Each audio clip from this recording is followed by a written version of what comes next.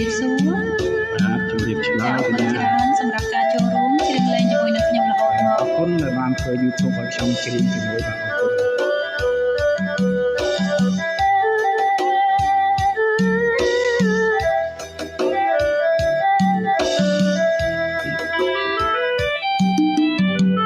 ចិត្តបងសពថ្ងៃដែលស្រឡាញ់អូនដូចទាំងក្បូនសំដូនតាមគ្នា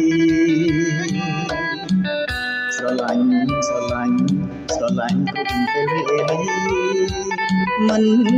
អាចបែកគ្នាមួយគ្រាបានឡើយចិត្តអូនសពថ្ងៃដែលស្រឡាញ់បង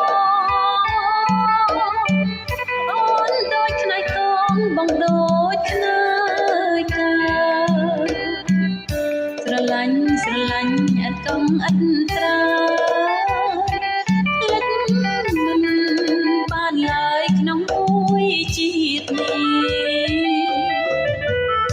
យើងធ្លាប់កំសត់កំរនឹងគ្នា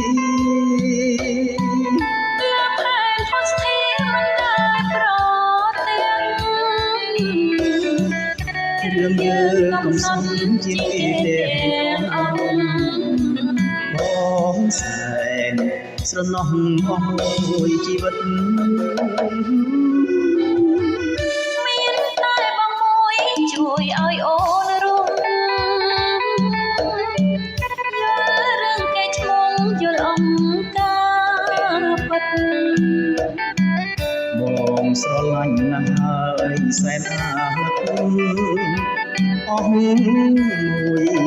ជីវិតពិតស្នេហ៍តែពើបាទទៅជួយចុច follow ឲ្យគូម្នាក់មួយផងណា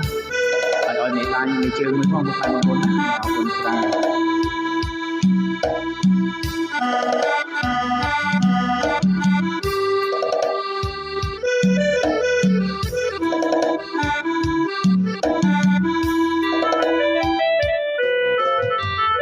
យើងធ្លាប់កំសត់កំរ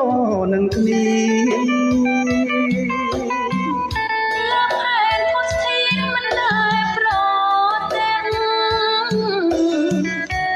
យើងកំសត់ជាងគេ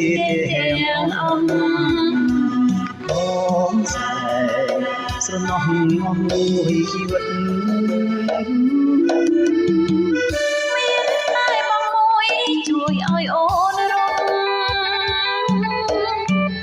យល់រឿងកែឈ្មោះយល់អង្គការពិតបងស្រឡាញ់ណាស់ហើយសែនអាណិតអស់មួយជីវិតពិតស្នេហ៍តែពើ